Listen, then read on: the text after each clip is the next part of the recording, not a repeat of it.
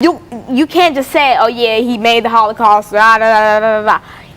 It was so much more than that, so much more than that. I mean, he killed many people. He took lives that didn't belong to him. And I mean, and he just took lives and took lives. If you did something, if you did the slightest thing that he did not like, you were gone. And so that's what I think of when I hear Adolf Hitler. Now let's expand more on who Adolf Hitler was and why he is such an important part of this show today. Adolf Hitler was the Chancellor of Germany. He was born in Austria and died in Germany when he was assassinated. Now, he was an aggressive person growing up. He always was, and he grew up to be. He was the leader of the Nazi Party. What do you think of when you hear Nazis, the word Nazi? I think of Adolf Hitler again, and the leader of the party. Go on and speak to it. Now, Nazis were a group of people who basically thought that they were better than everybody else. Like, if I happened to walk down the street and I walked across a Nazi, I would get sneered at. I would probably get pushed or teased or laughed at because of the color of my skin, because I was African American. But luckily, I've never crossed over a Nazi. And now the Nazi Party is still, I don't really want to say alive, but still, they're not they're active, but they don't cause riots or anything, I believe. They're a party who think they are in a higher class of everybody else. Like, there's low class, middle class, higher class, and then there's them. That's what goes on in their head. And they think that God sent them on the world to be better, basically. That they're supposed to be better, and they're supposed to mistreat people who aren't like them or who aren't them. And so that's what you think of when you hear the Nazi Party. But now let's focus on Adolf Hitler. Now, this man who was famous for the Holocaust, most people think that his actions, his aggressive foreign policy, is what caused the Second World War. He thought that he was so much better, and that when he caused all this ruckus, that's what people think of when they think that he started the Second World War. And do you think that's true? Or? He did. He actually started the Second World War in 1939. In 1939. By the invasion of Poland. Go on. Exactly. And so he liked to see this. He liked to see him having power over something or somebody. I mean, because if he didn't have power, then he would be mad, and then he would assign somebody to be killed for his own personal pleasure. But I just can't see how someone will enjoy seeing millions and millions and millions and millions of innocent people. I mean, these people weren't criminals. These people never did anything to you. They were innocent people that got killed for what they believe in, what they look like, their orientation, what they were. If they weren't Adolf Hitler, if they weren't part of the Hitler family, then they were apparently nothing to you. Why don't you give us some examples of some of the killing and some of the tragedies that Hitler caused the Jewish people? Anne Frank, for example. Something. Yes, the most famous death that happened in the Holocaust was Miss Anne Frank. She had a diary, and she kept all of her experiences about the Holocaust in that diary. And when she had passed away, her father found the diary, and he planned to be able to, and he made sure that that book was published and that everybody got to see how horrible the Holocaust was. And that's what he did. It's been published in almost all languages. It's so many languages, like German or English. And so, yeah. And so that's how important Anne Frank was to the Holocaust, and and she's basically the most, she's what people think of when you hear Holocaust. You think you immediately think of the Diary of Anne Frank.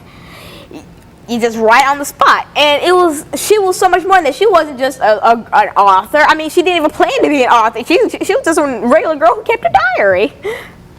Very good. And so in a real sense, you've identified Adolf Hitler as perhaps one of these dictators, and I think you've indicated that a dictator is a person that controls the government, the political government, the ruler of everything, and et cetera. And now, what do you think over the last 2 minutes that we have during this segment?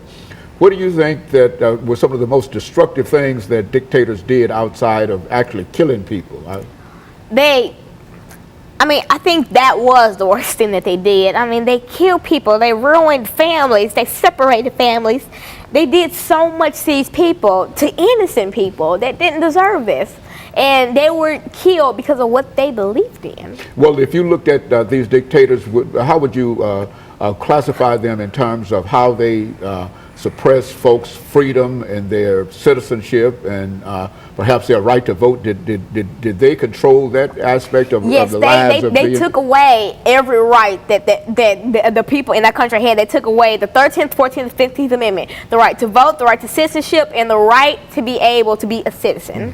To be free. To be free, right. And in a real sense. And so in a real sense, these dictators that you've identified in Europe during the period of the Second World War, you've identified Adolf Hitler as perhaps one of the leaders in a real sense because of the... but he is nothing compared to Stalin and Mussolini. So, and that's what we're doing. We'll get ready doing this next segment. We'll come back and we'll talk about the other two dictators that you've identified, Joseph Stalin and Mussolini, and then that will give us during this last segment an opportunity to pull all of this together and come up with some general statements in reference to dictators, European dictators during this particular time, because I think that that's essentially what we're trying to get at, that while this happened a long time ago, it is that still the idea today.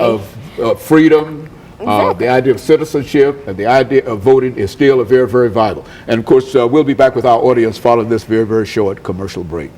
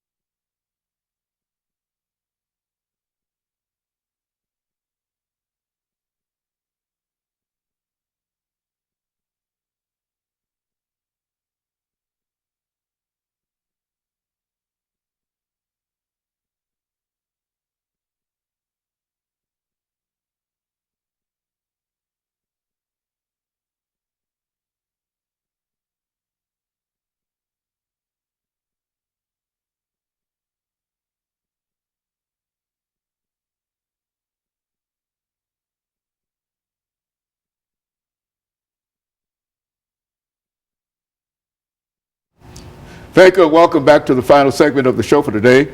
We're talking to Alana McLaughlin, and she has given us some information concerning European dictators during the Second World War. And now she will continue her discussion in reference to those dictators. Why don't you pick up where we left off the last time, Alana? Now, if you're just tuning in, we on the first two segments, we talked about my background in education. I'm Alana McLaughlin, sixth grader at John Early Museum Magnet Middle School. And in the second segment, we talked about Adolf Hitler, the Nazi Party, and how he basically was the cause of World War II. Now, in the third segment, I told you that I talk about Joseph Stalin and Mussolini. Now, let's start with Stalin. He was, when you rank these three men, basically, Mussolini would be like kind of the man in the middle. Like he wasn't, well, not Mussolini, but Stalin. I mean, he wasn't like the worst dictator, and they'd never be the best. But I mean, like in these three, like rating them about how bad they were, Adolf Hitler would be at the bottom, then it'd be Stalin, then it'd be Mussolini, because Mussolini basically caused the most trouble. Now Stalin, he's basically the same as Adolf Hitler, but in a different form, had a different mindset, and so many other things wrong with him. Now, Joseph Stalin actually grew up a fighter. Like in his, when he was a teenager, he had a history of being reckless, and he used to bully children, and even in church, he'd make children cry. He'd pinch them just for the fun of it. And he actually got kicked out of the school for stabbing somebody. And then the next school he went to, he also stabbed somebody. And then he openly admitted to stabbing his girlfriend in the arm. And these other people, he stabbed them in the hand. I mean, think of how painful that must be. And then he openly admitted that he stabbed his girlfriend in the arm. So he grew up a violent youth and then grew up to be an even more violent person. So those are some of the fun facts that that I learned about Joseph Stalin over the weekend. And now let's get into the real stuff. Now we talk. So what's when you talk about European dictators? If you're also just tuning in, a dictator is basically like a ruler, a person that controls everything, the government, the police, the court. He controls everything, and then dictator also took away something from citizens, 3 things from citizens: the 13th, 14th, and 15th Amendment, the right to vote, the right to be free, and the right to be a citizen. They had no rights. It's basically like how African Americans were in segregation, but much, much, much, much, much worse. Because, I mean, when African Americans, they were beaten to death, and I mean, the Caucasian community didn't really care. I mean, because that's what they thought should happen to us. But back in Joseph Stalin's time, I mean, it was so much worse. They put them in concentration camps. They torture them, behead them, kill them, shoot them, slaughter them. They do so much to these people, all because of what? Because they were Jewish? They didn't do anything to you, but because they're Jewish and you don't think they deserve to be on this earth, they don't get to live. I mean, who are you to say that somebody doesn't get to live or does get to live? I mean, what? And so, yeah, it's kind of a comparison. Like, blacks in segregation is almost how Jewish people were to the Holocaust and World War II, and all these dictators taking away their 13th, 14th, and 15th Amendments. And now Mussolini, this man was a bad person. I mean, and he was a dictator, and he was just like Adolf Hitler and Stalin, but everything that they did, multiply that, he killed tens of millions of people. And I mean, that's what they all did, but why? What did they do to you? Did they steal something from you? No. Did they shoot your wife or your children? Oh, by the way, Mussolini had 7 children. Fun fact about him. But anyway, did they shoot one of your children? No. Did they try to steal one of your children? No. What did they do to you for you to kill tens of millions of your own people? You're supposed to be the guardian of these people, but you are just some evil being that decides you're going to kill them because they're not like you and because they don't want to follow you. And so I don't believe that's right. I don't think that's right at all. That's horrible. And it really hurts me to see all these people getting killed for no reason. I mean, why? And Lana, I think one thing that certainly deserves to be talked about and pointed out here is that while we talk about these 3 dictators, you certainly want the audience to know that wherever you look throughout all of the continents, that you're going to find similar kinds of individuals. And these are some individuals we just wanted to identify as European dictators during the Second World War. We could have, I think you understand, could have gone to Africa. You've talked about dictatorships in Africa, in South America, and et cetera, and et cetera. So we don't want to leave the impression that dictators only happen in Austria or Europe. Everywhere. It's bullying, basically. I mean, bullying is, if I just kicked you right now, that would be bullying because I'm putting my hands on somebody else. If they didn't ask you to put your hands on them, then don't put your hands on them. I mean, killing is a type of bullying, and it happens everywhere. Being made to work in farms, bullying, you beating them, whipping them like the slaves were treated, bullying. And it's a matter of how big it is or how small it is. Small, getting pushed down in the hallway, that's kind of medium. You killing tens of millions of your own people, that breaks the scale right there. That is the worst type of bullying. I mean, like dripping slow acid on somebody's skin was a method of torturing, which was banned by the U.S. But anyway, that's something that they used back in that kind of era.